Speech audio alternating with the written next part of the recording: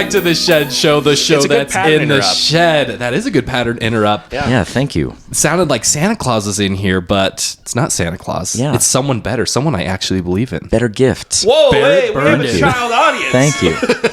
Yeah. I'm going to have to put, this is not made for children on YouTube. I'm sorry, kids. Still believe. Still believe. Follow me, though. Welcome to the Shed, Barrett. I am Santa.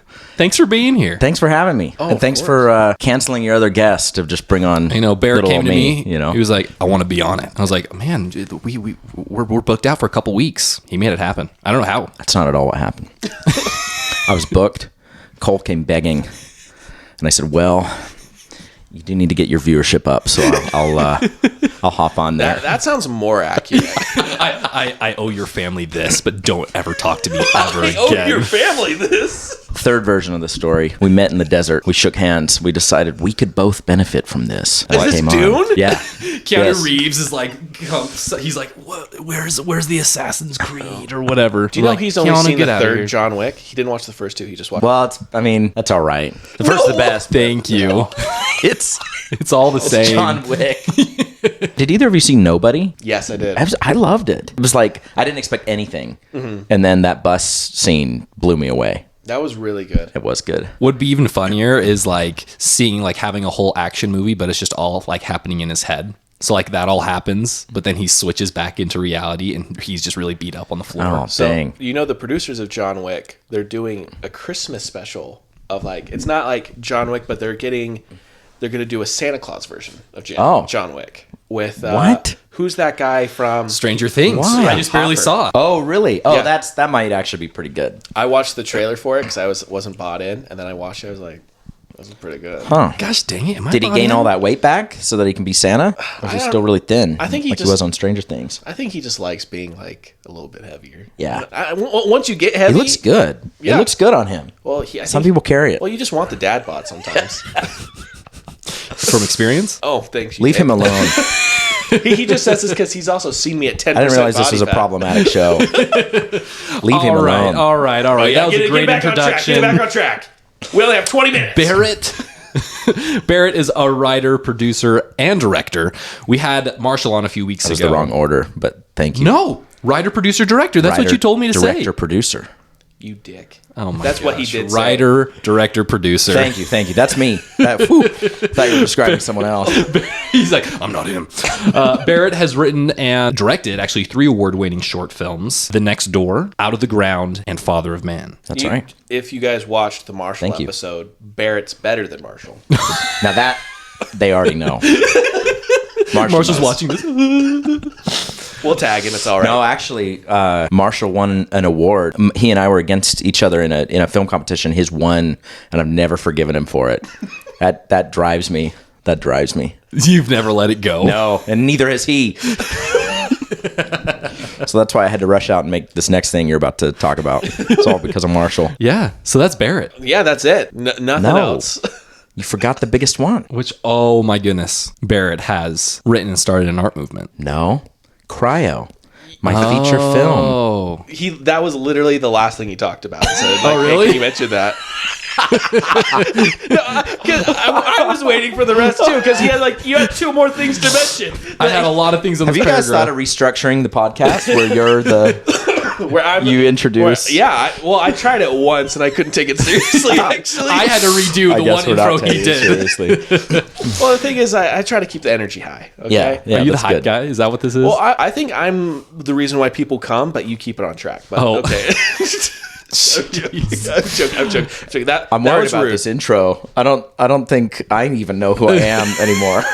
When he looks on the little bar on YouTube, the intro is like 15 minutes long, and then the rest of it's like 5. They're just laughing. Barrett is amazing. Oh, he has thank done you. so many different things. We've actually worked with Barrett for a year. He's amazing. He actually got my job, the job that I used to have. He helped me get it. He gave me a chance. And now he's giving you all a chance to go see an amazing film that he directed and wrote and produced. No, I didn't produce that one. Thank you. Just wrote. Was it October 28th or October? Yeah, so on October 28th, my feature film, CRYO. So this is my first full-length movie. It's a psychological thriller, sci-fi, murder mystery blend. It's gone to theaters, and it's available online as well. It will be coming back to play on screen in Provo, Utah. And this is the director's cut. So there's a cut nobody's seen before. It's actually shorter, funny enough, director's cut. But yeah, so if you're around and need a Halloween activity, this is a good movie for that. It's close to 2 hours long, and it's hopefully unlike anything you've ever seen. I'm really proud of the twist. So, will Zack Snyder feature in your director's cut? No. Make it worse. There's just a guy in the background flexing, saying that he got his Justice League stolen. Yeah, that's right. You're like, wow, I thought this was a murder mystery, but you're like, this is deeper than that. So yes, October 28th, 8 p.m. The Velour in Provo. Yeah, the Velour. Velour. Yep. And I can include a link for the tickets as well. Link down below, okay? Yeah. And is it on Amazon? Can I order it off Amazon? Oh yeah. If you don't want to watch it at the screening, which I highly recommend because that's the director's cut. Yeah. And fly in. That's the way to see it. Just fly in. But yeah, you can watch it all over the place. It's on Google Play. It's on Amazon. It's on iTunes. It's on Apple TV. It's on Vudu, DirecTV even. Kind of find it anywhere and rent or buy the film. I'm so excited. I've seen CRYO, but I'm very excited. You've seen my review. Have I? Yeah. You thanked me for my review. Right. Yeah. Do you understand how busy this guy is? I remember. Thank you for that review. I loved it. I liked CRYO. Oh, thank you. I'm very interested and intrigued to be able to watch the director's cut. So this would be the Burgin cut. Yeah, that's right. It's the Burgin cut. So it sounds like you've done a lot of short films and a lot of how do you get to a full-length film? That's a good question. I feel like to some extent my co-writer and I kind of stumbled into it just by deciding we were going to do it no matter what. Actually, when we wrote and shot this, I was still in film school. I hadn't even done my senior year yet. I was 24. You weren't even certified? I wasn't even certified. Yeah, that's right. I didn't have my very valuable film degree, my illustrious paper. And so my buddy and I decided we wanted to shoot a feature over the summer. We actually raised funding. We raised about $750,000 to do this Western, but that wasn't enough. So funny enough, sometimes investors won't put their money in if you don't have enough money to pull it off well, especially in film. And we knew we needed, north of $1 million to do this right. And so anyway, that funding evaporated and we were like, well, we still want to make something. Let's just make a feature, And so we spitballed different ideas that we had all had. And I had one that my buddy in Tennessee and I had developed together. He actually pitched the original concept to me. And then I kind of built on it and made it my own because it's a pretty common setup in that these scientists, they all wake up from cryo sleep. They don't remember who they are. They have to kind of figure out why they're there, how long they've been asleep. There's a few movies that are kind of like that. But this one has a pretty unique twist. And so I pitched this idea with kind of the twist that I had in mind. And my co-writer and producer were like, that's pretty good. We could just shoot that. We could just shoot that in an underground bunker and make it really character driven. And so that's exactly what we did. So we found some key crew members who were not students, and then we kind of filled the rest of it with students we would just rotate, so they might be busy, they might have work, and then so we shot the thing, and then we learned about selling and making a movie after we had already made it. Did you learn that in school after you got certified, or no? In school, well, I had already kind of learned the principles of storytelling in film school, but something that at least my film school, most film school experiences don't focus on heavily is sort of the business side of film, in financing, in distribution. I mean, you can take a class or two in school that help with that, but you kind of have to learn it by doing it. And so I really actually value my BYU film school experience immensely. They're top notch for writers and directors, for storytellers. Now, sometimes that can be off-putting to people because if you have a bunch of graduating people who all want to write and direct, and very few of them are actually going to do that, then, the other film schools in the area will be like, oh, they just focus on theoretical or whatever. But that's really not true. BYU produces great shorts, produces great films, but that's an area where I just didn't feel like I knew, and most of the graduates know very much about how to sell a movie. And so we sort of taught ourselves, and we found a great sales agent, and then we landed this deal with Saban Films, which was huge for us because we didn't have, star talent or anything like that. You didn't have Chris Pratt to voice Mario? No. You know what I love about that? You may have seen my post on this, is that Chris Pratt kept this big secret Mario voice for like months. He's like, it's a big secret. I'm going to unveil my voice. And then it's just Chris Pratt. It's just like, Mushroom Kingdom, here we come. And it's like, it just sounds like you. Is this the Lego Movie 3? Like, what's the voice? I think you sounded more like Mario there. Yeah, that's right. I think we need to reach out to someone. Let's go. All he could have just put a little bit of this and da-da-da. And it's like, that's good enough. That's Mario, But just Chris Pratt, Star-Lord, just like, here I go.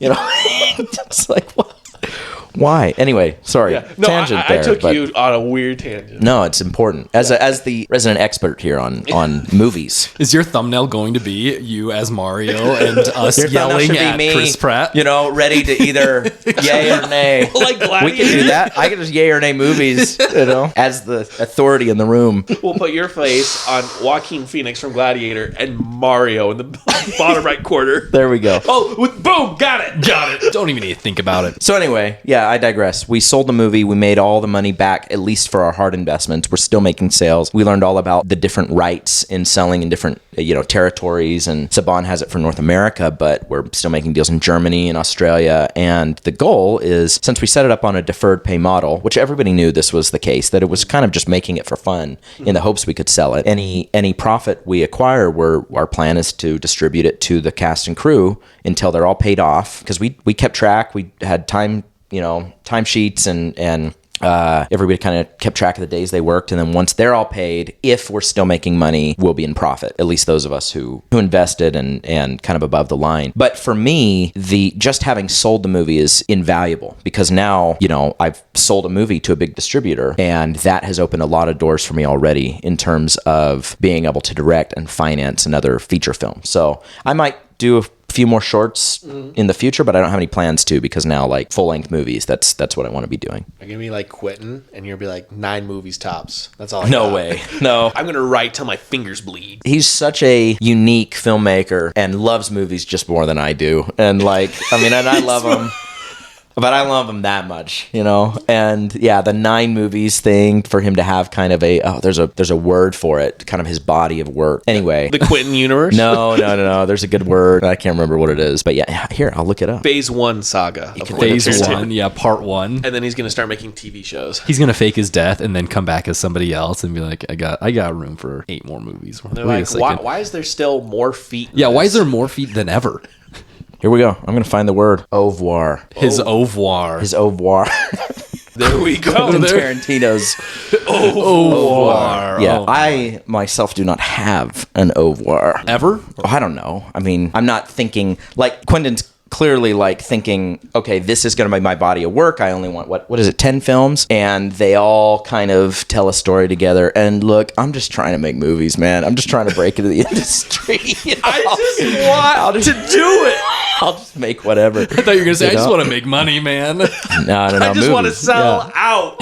That's right. I want to make my Jaws. Catch me on the Disney Channel. I'll 10 make it years. good. I'm super freaking proud of CRYO. For what we pulled off, being 24, still in school, looks good, story's super complicated, and people either love that or hate that. But yeah, I don't have an ovoir. An ovoir. An ovoir. How long did it actually take you to go from initial thought all the way to where you're at right now? So you were talking about how your buddy came. You talking about CRYO? Yeah, CRYO. 4 years. 4 years. Yeah, 4 years. Well, three years. And then we're on the 4th now, but it's still in festivals and whatnot. And so, from selling it, I guess it released in June, and we had already had that deal in the works a year ago now, or getting there. And so yeah, 3 years to finish it, 4 years to see it through, I guess, because we shot it in August of 2018.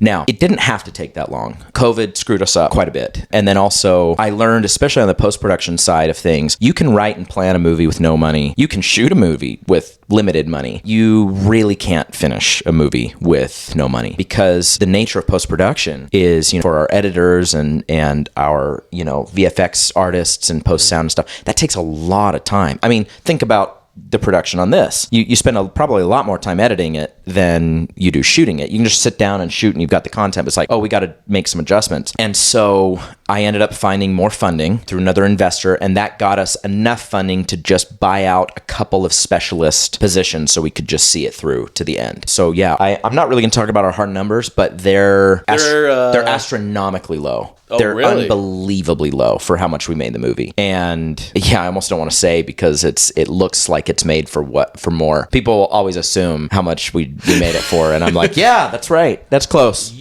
Price is Right rules, you got it. Yeah, that's right.